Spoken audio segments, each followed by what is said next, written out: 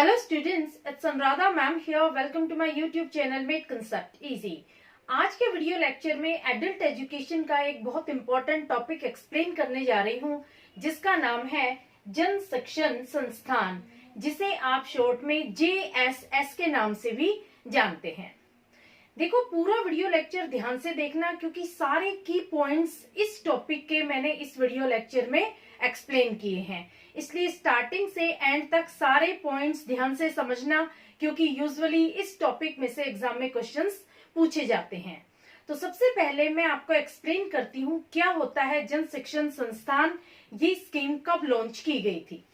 तो देखो, JSS scheme formerly known as Shramik Vidyapeeth was launched in 1967 at Mumbai Worli by NGO Bombay social council education committee. देखो, सबसे पहले JSS की शुरुआत 1967 में श्रमिक विद्यापीठ के रूप में हुई थी, यानी JSS का पहले नाम था श्रमिक विद्यापीठ। तो ये आपके एग्जाम में क्वेश्चन आ सकता है कि JSS को पहले किस नाम से जाना जाता था, तो आप लिखेंगे श्रमिक विद्यापीठ। इसकी स्टार्टिंग गवर्नमेंट ने नहीं की थी 1967 में, इसकी स्टार्टिंग नेटवर्किंग ऑफ NGO ने की थी, यानी NGO का ग्रुप था जिन्होंने इस तरह के इंस्टीट्यूशन सेटअप किए थे। ये इंस्टीट्यूशन एक वॉलंटरी ऑर्गेनाइजेशन ने सेटअप किया था इन मुंबई वर्ली। बॉम्बे में वर्ली नाम की जगह है, जहां पर Bombay city social council education committee ने ये श्रमिक विद्यापीठ एस्टैब्लिश किया था। तो समझ आया कैसे JSS की शुरुआत हुई थी। JSS की शुरुआत करने वाले NGOs थे, उन्होंने इस प्रोग्राम को, इस स्कीम को स्टार्ट किया था, लॉन्च किया था। गवर्नमेंट ने बाद में इसमें इम्प्रूवमेंट्स किए हैं, लेकिन सबसे पहले NGO ने इसको इनिशिएट किया था, एस्टैब्लिश किया था, फॉर्मुलेट किया था 1967 में। बॉम्बे में वर्ली नाम की जगह है जहां पर इसकी शुरुआत हुई थी। क्लियर? और उनका ऑब्जेक्टिव क्या था? उनका ऑब्जेक्टिव था to improve professional skill of industrial labour and provide quality life to their family members. तो ये इस प्रोग्राम का प्राइमरी ऑब्जेक्टिव था कि जो भी इंडस्ट्रियल वर्कर्स हैं, उनकी प्रोफेशनल स्किल को डेवलप किया जाए और उनकी फैमिली को एक क्वालिटी लाइफ प्रोवाइड की जाए, ताकि वो अच्छे से अपना जीवन जी सके। इस प्रोजेक्ट की सक्सेस को देखकर गवर्नमेंट ऑफ इंडिया ने ऑल ओवर कंट्री इस तरह के इंस्टीट्यूशंस एस्टेब्लिश करने के लिए स्कीम फॉर्मुलेट की, जिसमें गवर्नमेंट ने एम रखा to provide vocational training to non and new literate of rural population. देखो, हमारे देश की 2/3 पॉपुलेशन रूरल सिटीजन्स हैं, इसलिए गवर्नमेंट की ये स्कीम थी कि ज्यादा से ज्यादा रूरल अपलिफ्टमेंट किया जाए, ज्यादा से ज्यादा नॉलेज इम्पार्ट की जाए रूरल अनएम्प्लॉयड और अनस्किल्ड यूथ को। उन्हें सेल्फ रिलायंट बनाने के लिए गवर्नमेंट ने vocational training, technical training, literacy के साथ एसोसिएट की। क्लियर? तो देखो, since 2000 onwards the name of SVP change to JSS। पहले इस संस्थान का नाम SVP था, यानी श्रमिक विद्यापीठ। बाद में इसका नाम 2000 में चेंज करके JSS रख दिया गया। JSS का मतलब क्या हुआ? जन शिक्षण संस्थान। तो देखो, 2000 तक इस स्कीम का नाम श्रमिक विद्यापीठ था और 2000 के बाद में इसका नाम चेंज होकर के जन शिक्षण संस्थान हो गया। Clear? Next point is, in 2018, JSS scheme was transferred from Ministry of Human Resource Development to Ministry of Skill Development and Entrepreneurship। देखो, 2018 तक JSS scheme ministry of human resource development के अंडर थी। 2018 में इसको ट्रांसफर कर दिया गया ministry of human resource development से, ये चली गई ministry of skill development and entrepreneurship. आप MHRD ministry of human resource development को लिख सकते हो, और MSDE ये हो जाएगा आपका ministry of skill development and entrepreneurship. आप शॉर्ट में इसको ऐसे भी लिख सकते हो, लेकिन आपको पता होना चाहिए MHRD की फुल फॉर्म क्या होती है और MSDE की फुल फॉर्म क्या होती है। क्लियर? तो समझ में आया, आपके एग्जाम में ये क्वेश्चन आ सकता है 2017 तक जेएसएस किसके अंडर था। तो 2017 तक ये ministry of human resource and development के अंडर था और 2018 से इसको ट्रांसफर कर दिया गया ministry of skill development and entrepreneurship के under. Clear. Next point is JSS aims to provide vocational training to known and neo literates and school dropout up to 8th class, enhance their skill by class 12th, enhance productive competence and increase livelihood opportunities। देखो JSS का main objective यही था कि non literate और neo literate adults को vocational trainings provide करना, उनकी professional skills develop करना। इसके साथ साथ जो 8th क्लास ड्रॉप आउट थे, यानी 8वीं के बाद जिन्होंने अपनी पढ़ाई छोड़ दी थी, उनको 12th क्लास तक की लिटरेसी प्रोवाइड करना। इसके साथ साथ उनकी वोकेशनल स्किल्स, उनकी टेक्निकल स्किल्स डेवलप करना ताकि उनकी लाइवलीहुड अपॉर्चुनिटीज इंक्रीज हो सके, वो अपनी लाइवलीहुड इजीली अर्न कर सके, उनको सेल्फ रिलायंट बनाना, यही इस प्रोग्राम का मेन मोटो था। अब देखो, इस प्रोग्राम के अंडर जो एडल्ट्स होते थे उनकी वोकेशनल स्किल्स डेवलप की जाती थी, उनको टेक्निकल ट्रेनिंग्स दी जाती थी। तो कौन कौन से कोर्सेज इसके अंडर आते हैं, मैं कुछ कोर्सेज आपको बताती हूँ। जैसे पॉपुलर कोर्सेज हैं computer training, tailoring, handicraft, mobile repairing, baking, photography.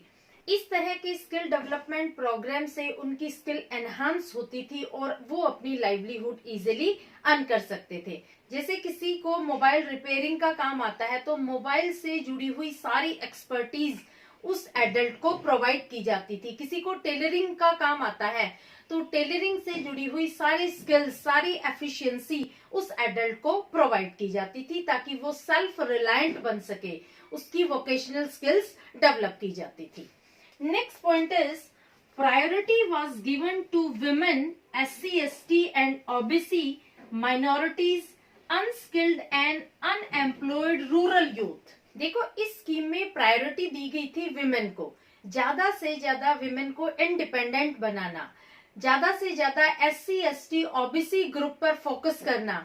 SC, ST, OBC के जो एडल्ट्स थे उनको ज्यादा से ज्यादा वोकेशनल स्किल्स दे करके उन्हें सेल्फ रिलायंट बनाना। इसके साथ साथ जो रूरल एरिया के अनस्किल्ड और अनएम्प्लॉयड यूथ था उनको ज्यादा से ज्यादा वोकेशनल स्किल्स प्रोवाइड करके उन्हें इंडिपेंडेंट बनाना ही, आत्मनिर्भर बनाना ही इस प्रोग्राम का मेन मोटिव था। इस प्रोग्राम में कौन सा टारगेट एज ग्रुप रखा गया था? Target age group was 15 to 35 years. जो लोग 15 से 35 साल के बीच में आते थे उनको टारगेट किया गया, क्योंकि ये एज एक डेवलपमेंट और ग्रोथ की एज होती है। इस एज में नॉलेज एक्वायर करके वो अपनी लाइवलीहुड इजीली अर्न कर सकते थे। क्लियर।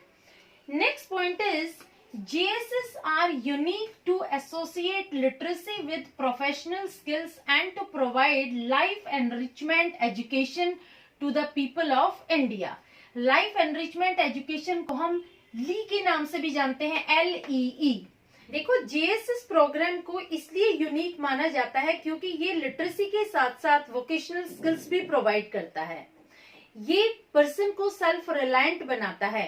एक पर्सन को अगर प्राइवेट या पब्लिक सेक्टर में सर्विस नहीं मिलती तो वो अपना खुद का ऑक्यूपेशन स्टार्ट करके अपनी लाइवलीहुड इजीली अर्न कर सकता है। तो इस प्रोग्राम के अंडर जो न्यू लिटरेट्स और नॉन लिटरेट एडल्ट्स थे उनको वोकेशनल स्किल्स और टेक्निकल स्किल्स प्रोवाइड की गई। इसीलिए इस प्रोग्राम को यूनिक बोला जाता है क्योंकि ये एसोसिएट करता है लिटरेसी को प्रोफेशनल स्किल्स के साथ। Clear. Next point is promoting national values and creating awareness for conservation of environment। देखो, JSS स्कीम में ना सिर्फ लिटरेसी और वोकेशनल स्किल्स प्रोवाइड की जाती हैं बल्कि पर्सन के अंदर नेशनल वैल्यूज भी डेवलप की जाती हैं, जैसे national integration, communal harmony, women equality, protection of environment. इस तरह की स्किल्स भी डेवलप की जाती है एडल्ट्स के अंदर। तो ये प्रोग्राम बहुत यूनिक प्रोग्राम माना जाता है, क्योंकि ऑल राउंड डेवलपमेंट किया जाता है। इसमें एडल्ट का ना सिर्फ वोकेशनल स्किल्स डेवलप की जाती है, बल्कि उसको वैल्यूज भी इम्पार्ट की जाती है। Clear? Next point is more than 3 lakh rural citizens have been provided vocational training। देखो, एक डाटा दिया गया है कि 3 लाख से ज्यादा रूरल सिटीजन को वोकेशनल ट्रेनिंग प्रोवाइड की गई है, और उस स्किल की वजह से वो लोग सेल्फ रिलायंट बने हैं। देखो, जीएसएस स्कीम का यही मेन ऑब्जेक्टिव है कि ज्यादा से ज्यादा रूरल पॉपुलेशन को अपलिफ्ट किया जाए by imparting important skills and training. उन्हें सेल्फ रिलायंट बनाया गया प्रोफेशनल और टेक्निकल स्किल्स के बाद। Clear? Next point is 248 Jan Shikshan Sansthan in 27 states and 2 UT, UT means union territories, are active at present, out of which 17 GSS are not functional. It means how many are functional? 231। देखो, India की 27 states और 2 union territories में total 248 Jan Shikshan संस्थान active हैं, जो लोगों की professional vocational skills को डेवलप कर रहे हैं और उनकी लाइफ का एनरिचमेंट कर रहे हैं, उनको क्वालिटी एजुकेशन प्रोवाइड कर रहे हैं, उनको सेल्फ रिलायंट बना रहे हैं। Clear? Next point is the scheme functions under NGOs with an annual lump sum grant from Government of India। देखो, जीएसएस को फंडिंग कहाँ से मिलती है? इसको फंडिंग 2 जगह से मिलती है। एक तो एनजीओस पैसा देते हैं, और दूसरा गवर्नमेंट ऑफ इंडिया भी एक एनुअल लम सम ग्रांट देती है, जिससे ये लोग अपनी एक्टिविटीज परफॉर्म करते हैं। इनका जो भी काम होता है, जो भी खर्चा आता है, वो गवर्नमेंट के पैसे से और एनजीओ के पैसे से ही कंप्लीट होता है। देखो, इस स्कीम में फंक्शनिंग के लिए दोनों ही प्रॉपर अमाउंट में मनी प्रोवाइड करते हैं, एनजीओ भी और गवर्नमेंट ऑफ इंडिया भी, ताकि जीएसएस की फंक्शनिंग में किसी तरह की कोई प्रॉब्लम ना आए। Clear? Next point is Kerala state has highest number of GSS in the country. देश के अंदर केरला स्टेट एक ऐसी स्टेट है जिसमें सबसे ज्यादा जीएसएस इंस्टीट्यूशंस हैं। In 2006 vocational skill development programme was set up in Malappuram district of Kerala. Malappuram district of Kerala में 2006 में skill development and training institute खोला गया था। तो केरला स्टेट ऐसी स्टेट है जहां पर सबसे ज्यादा नंबर में जीएसएस इंस्टीट्यूट्स है। क्लियर? देखो, इस पूरे वीडियो लेक्चर में मैंने सारे की पॉइंट्स एक्सप्लेन करने की कोशिश की है। बहुत सारे एमसीक्यूज इसमें से बन सकते हैं, इसलिए ये पूरा टॉपिक आप ध्यान से पढ़ लेना, ताकि एमसीक्यूज का आप इजिली आंसर कर सके। होपफुली आपको ये टॉपिक क्लियर हो गया होगा। Please like it, subscribe it and share it to your friends. Okay, thank you.